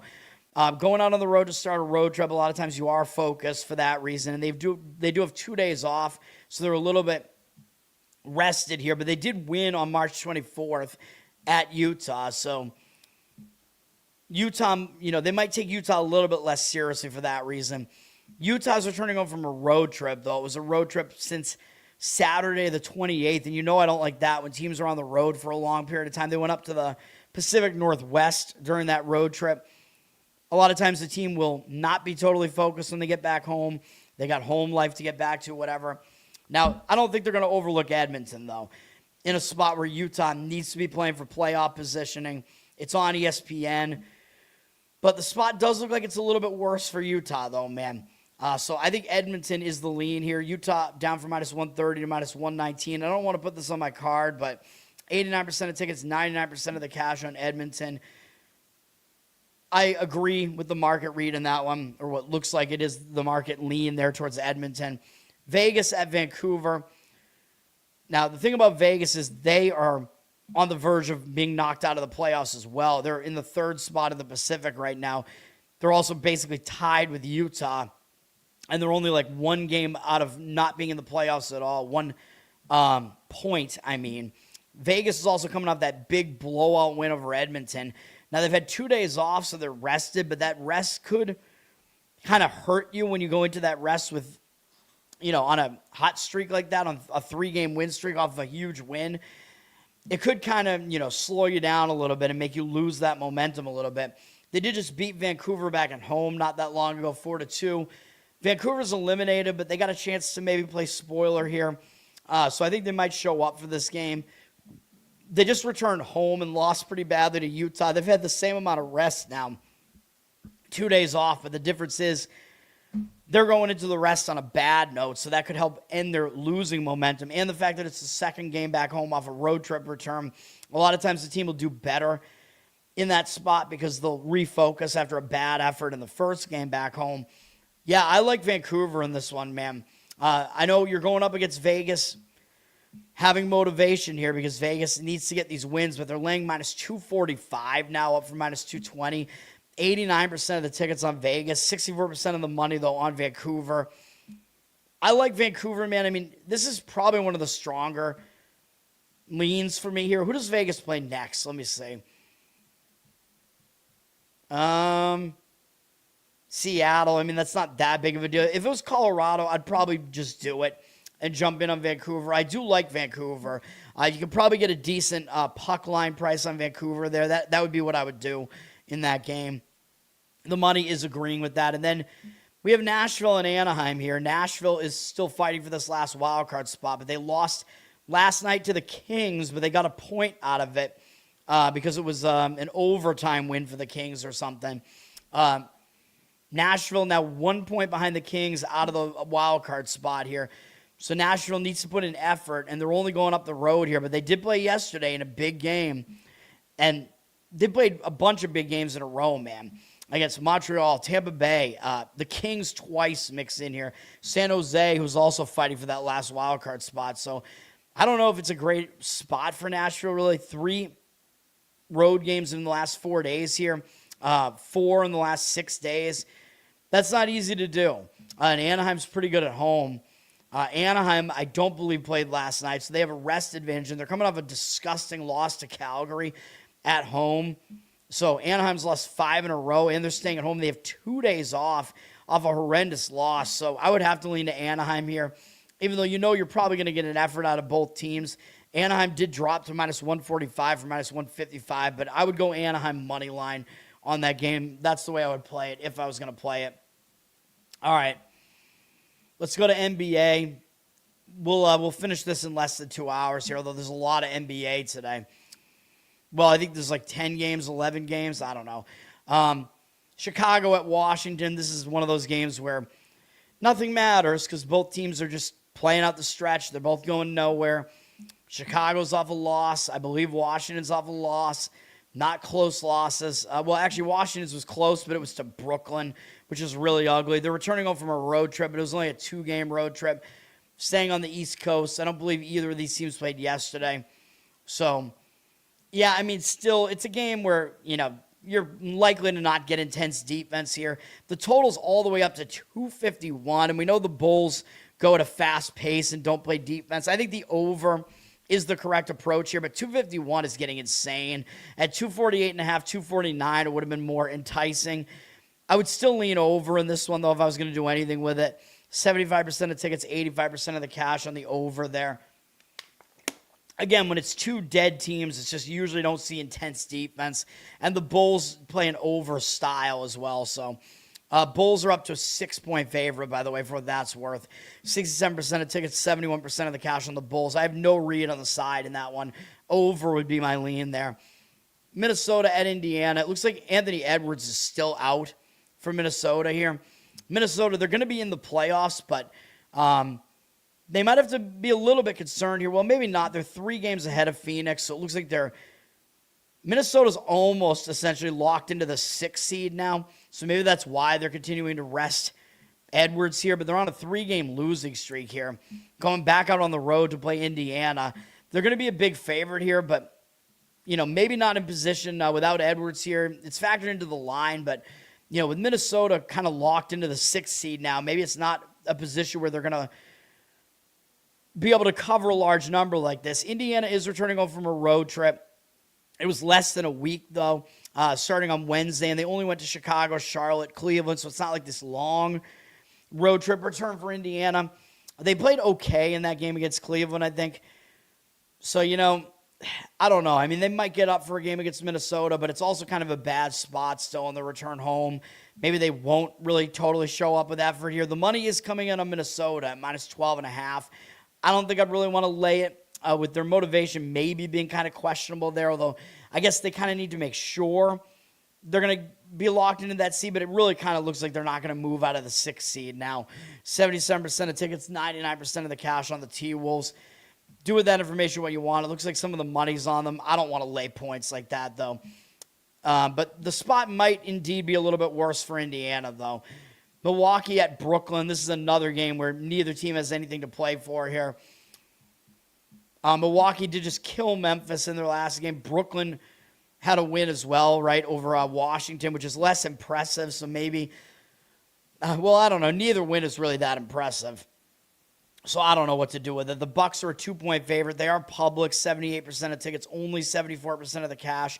So the money looks like it's kind of indicating on taking the points with the Nets. It's another game where I think an over probably makes sense because, again, you got teams that just won't likely play intense defense here. This total is way lower at 220, but I actually would prefer to go over a higher total because the odds makers are telling you something like that total in that Wizards-Bulls game is way high for a reason. This total's low because the Nets can't score, but 80% of tickets, 88% of the cash on the over. I would still lean over in that game because, again, it's two teams just questionable motivation playing out the stretch. Usually the defense is just not as intense. Miami at Toronto here. Miami is still fighting to try to avoid the play-in, man, and so is Toronto. So both these teams have that to play for. Miami is pretty likely to land in the play-ins, though. They would need kind of a lot to go right for that to not happen. Toronto is trying to maintain the 6th seed here. Miami's coming off blowing out Washington. Yeah, I mean, they've had a couple of days off after that, so maybe it's a decent spot for Miami here. Toronto just lost to the Celtics, and they're returning home from that. They went to Memphis and Boston. Not a long road trip return, though. To me, it looks like both teams are going to kind of show up for this with motivation, though, so I don't know. Maybe Toronto, because they're trying to make sure they avoid the play-in. Maybe there's a little bit too much of a price attached to Toronto, maybe, for that reason. They're a 1.5 point favorite, flipped from a plus 1.5 point dog. 71% of tickets on Toronto, so they are a public side. And they're not really particularly a good home team either. They're better as a road underdog, really, in my opinion, which I think that the numbers kind of bear that out, too. I think they're better at covering the spread as a road dog. 67% of the tickets are cash, on the Heat. So the money is coming in on the Heat. I don't really disagree with it. Maybe Toronto might start feeling a little bit good about they shouldn't really feel good about their position, though, because they're only a half game above 3 of the 4 play-in teams right now. So both teams do kind of need to win here. And Miami highly unlikely to get out of the play-in, but maybe that'll mean Miami will play a little bit looser. There is an NBC Peacock doubleheader, Charlotte at the Celtics. Celtics not a very heavy favorite here, man, and Charlotte is trying to avoid the play-in, but also these teams have a little bit else to play for here because being in the 7 and 8 spot actually matters as well because that means you only need to win 1 game to get into the playoffs instead of 2. So that does matter a little bit as well. Charlotte is sitting in the 8th spot right now, but all these teams are crammed in there. It's a cluster there. Celtics are close-ish to being locked into the 2 seed here. They're still 2.5 games above the Knicks. They do play the Knicks in the next game.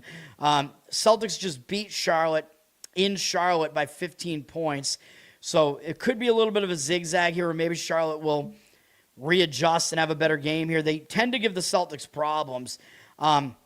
Charlotte did just beat Minnesota on the road, which is a pretty satisfying win there, although they're not going to overlook the Celtics. So Celtics just had a win staying at home. They just beat Toronto. I mean, not a great win, really. It was in a difficult spot returning home from a road trip, and they still got the win.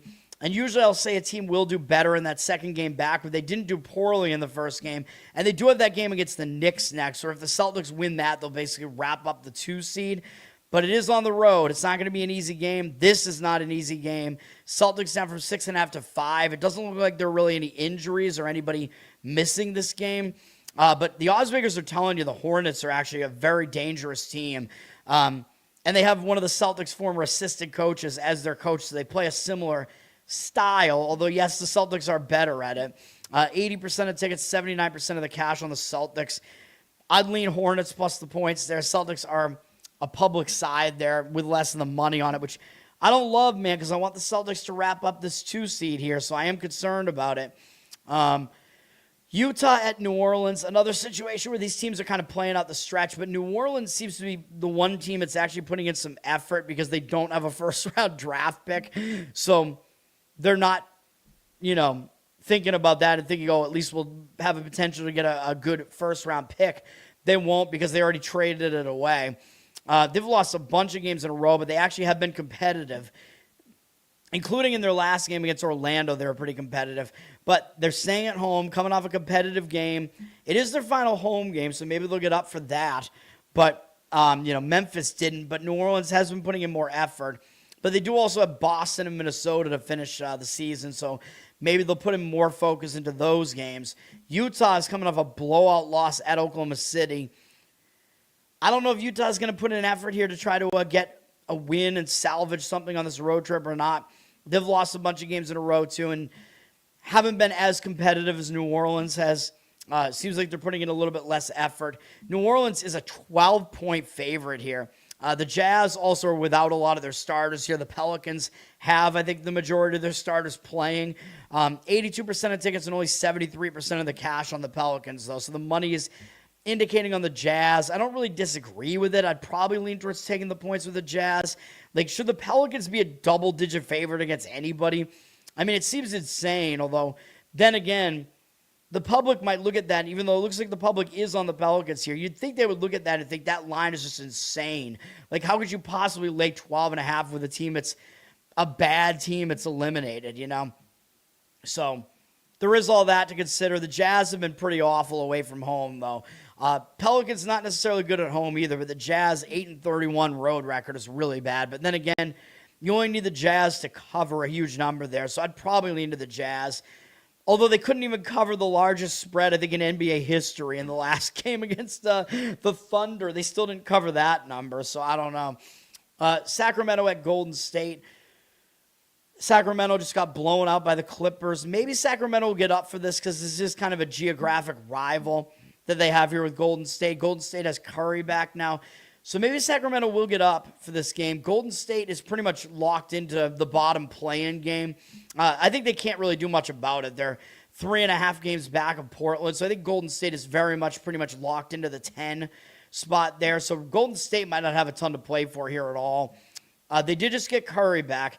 Now, a lot of times the team will do better in the second game with that player back. So they weren't necessarily great with Curry back, but they did still play pretty well, I guess, against Houston. They lost by 1. I liked Houston in that game, and they won if you played the money line, but they did not cover the spread. Houston did not. Now, a lot of times, the second game with your star player back will be better because you've kind of worked him back in. Everybody kind of knows their roles again, so maybe Golden State will do better for that reason, but they're coming off playing Denver, San Antonio, Cleveland, Houston. They played Cleveland and Houston pretty close, and they have the Lakers on deck on Amazon Prime, so they might overlook Sacramento here. So I actually do like Sacramento in this one, and it's actually probably my strongest opinion in basketball today. Because there's no college anymore. So in the NBA, I was going to say, but basketball.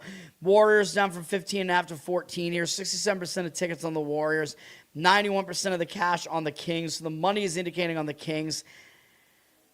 I don't know if I can quite get there with it, but I agree with the Kings. It's just their motivation's a little bit questionable. I know I have not been jumping into the NBA at all.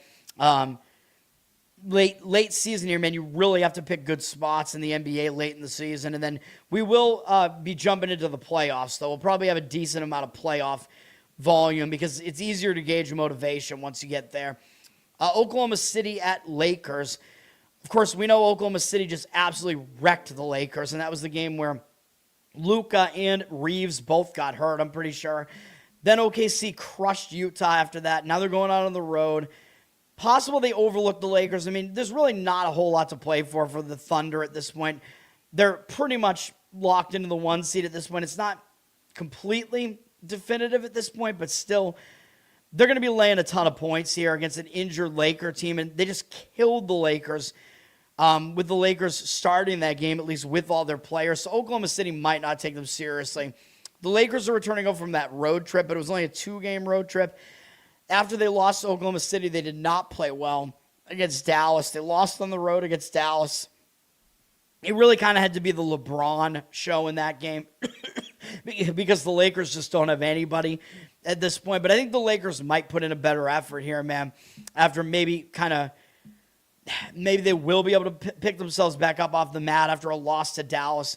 But it's more that I think Oklahoma City just might not take them seriously here. Oklahoma City's up to a 17-point favorite. We know the Lakers are very short-handed here, but that's factored into the number. 84% of tickets, 90% of the cash on the Thunder. Thunder or public side, I would lean towards taking the points with the Lakers in that game. And then Houston at Phoenix is the other NBC Peacock game. It's an interesting game, but Phoenix might not have a ton to play for here because Phoenix is basically locked into the 7 seed now. So it seems like they very likely will be in that first play-in game there where they can win and get in. Houston has a chance to jump the Lakers, man. So Houston might have a little bit more to play for here because they could actually get a home playoff series in the first round now. So that matters a little bit. Phoenix has been good at home, though. I will give you that. And Phoenix might not overlook Houston. It's, a game that you might get up for. Houston just beat Golden State in their last game. It was with Curry back, but Houston's also got momentum. 6 wins in a row. I don't think they're going to overlook Phoenix here, man. Like I said, Houston does have something to play for and a little bit more to play for than Phoenix does. Phoenix is returning home from a road trip as well. They've been on the road since March 30th. I don't like teams returning home from road trips, even though Houston is one of the teams maybe they will get up for. But when you return home from the road, sometimes it's difficult because you have to balance, you have to have a work-life balance, man. You have to balance family and basketball. But, they are hosting a TV game here, so maybe they do get up for it for that reason. The money is all coming in on the Suns here. They've flipped to a 1-point favorite. 50-50 on the tickets, 94% of the cash on the Suns. I actually kind of like Houston, though, man, because I think they have more to play for here. So that would be my opinion on that. That's the breakdown. I think that was the last game, right? Was that the last game? Yes. That's going to do it, man. Thanks for hanging out, everybody. One more time, the plays today are the Baltimore Orioles on the money line and Arizona Diamondbacks run line first 5 innings. If you wanted to go money line, you could as well. I mean, it kind of comes down to where the better price is that you can find. But we're being really selective. We're going with 2 baseball plays. And that's it for today, man. Thanks, guys. Learn to Toad on Instagram. Learn to Toad on Twitter. Check it all out. You can subscribe to me on Twitter if you want. You get in a group chat with me that's not very active right now, although Jeffrey is in there. Subscribe to the channel here, man. Let's boost this channel more and more. Tell everybody about it. Get the word out there, man. And subscribe, put good comments on here. Subscribe here. You'll get the notifications when I go live because I'm a little bit sporadic with it in the morning. Been going live a little bit earlier recently. I don't know if I'm going to continue doing that or not.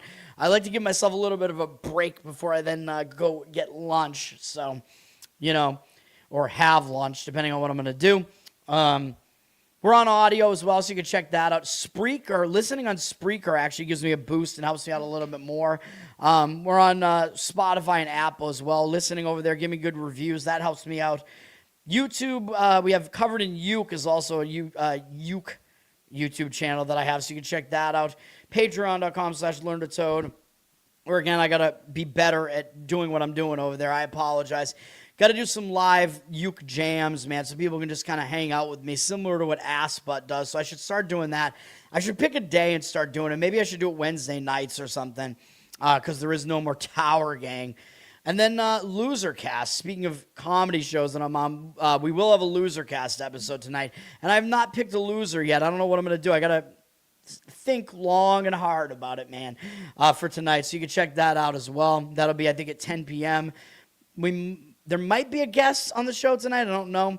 Hopefully it'll be less messy than last week.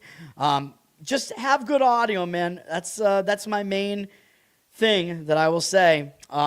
It's good if we have good rapport, good banter, but bad audio can completely demolish the show. So, that's going to do it. I appreciate it, guys. Let's get some more wins today. Let's keep the streak going. Peace.